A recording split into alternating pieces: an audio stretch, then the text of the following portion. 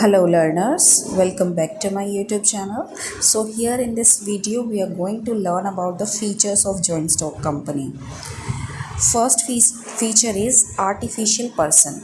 A company is a creation of law, hence it is an artificial legal person who has no body और soul. So company को हम क्या बोलते हैं? एक आर्टिफिशियल लीगल पर्सन बोलते हैं जिसकी कोई बॉडी नहीं होती, जिसका कोई सोल नहीं होता. However for its own business purposes it can hold property in its own name. Business purpose के लिए जो कंपनीज होती हैं वो अपने नाम पर प्रॉपर्टी होल्ड कर सकती हैं, कॉन्ट्रैक्ट्स में एंटर कर सकती हैं और किसी को सू भी कर सकती हैं और कोई भी कंपनी को सू कर सकता है. Now next point is distinct legal entity.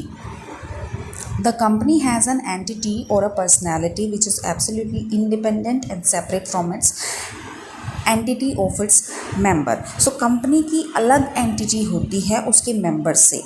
अगर उसके members मर भी जाते हैं तो कंपनी स्टिल एग्जिस्ट करेगी. ओके, जब तक उस कंपनी का प्रॉपर लिक्विडेशन प्रोसेस नहीं होता है तब तक कंपनी एग्जिस्ट करती है. Now the third point is number of members. There should be minimum and maximum 50 members in private company.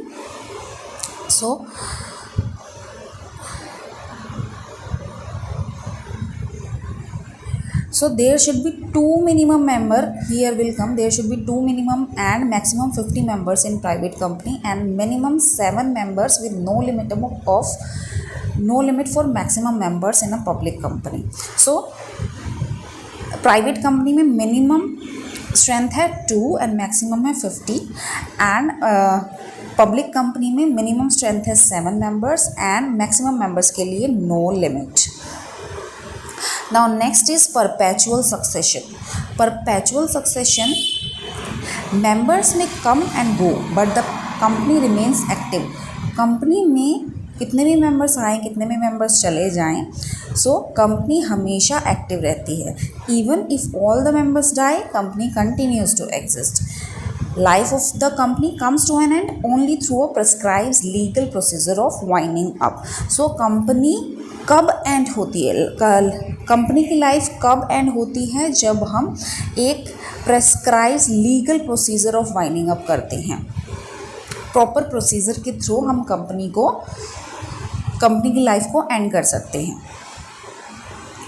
Now next one is limited liability. So company के members की liability होती है वो लिमिटेड होती है to the unpaid value of shares. Okay, so आपने सुना होगा किसी कंपनी का नाम this XYZ limited. So limited का मतलब होता है कि जो कंपनी के मेंबर्स होते हैं उनकी लाइबिलिटी लिमिटेड है to the unpaid value of shares. Now next point is transferability of shares. Transferability of share, the share of a company are transferable except in case of private company. So यहाँ पे क्या होता है, private companies shares की transferability को restrict कर देती हैं. पब्लिक कंपनी के में जो शेयर होल्डर्स होते हैं वो अपने शेयर्स को ट्रांसफ़र कर सकते हैं, लेकिन प्राइवेट कंपनी इस फीचर को रिस्ट्रिक्ट कर देती हैं. Now next one is common seal. Okay, so company एक आर्टिफिशियल पर्सन होती है. Company can not act and sign itself. वो खुद से एक्ट नहीं कर सकती, खुद से साइन नहीं कर सकती, तो उसके बिहाफ पे जो डायरेक्टर्स होते हैं, जो human beings as a directors होते हैं, वो काम करते हैं. All the acts of the company done through the directors. जितने भी काम होते हैं कंपनी के वो डायरेक्टर्स के थ्रू होते हैं. और कंपनी की एक कॉमन सील होती है जो ऑथेंटिकेट होती है, जिसको यूज़ करते हैं. सो ये कॉमन सील जो होती है कंपनी की, ये कंपनी के सिग्नेचर की तरह काम करती है.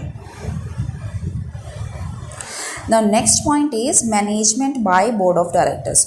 सो directors are elected representatives of the members of the company.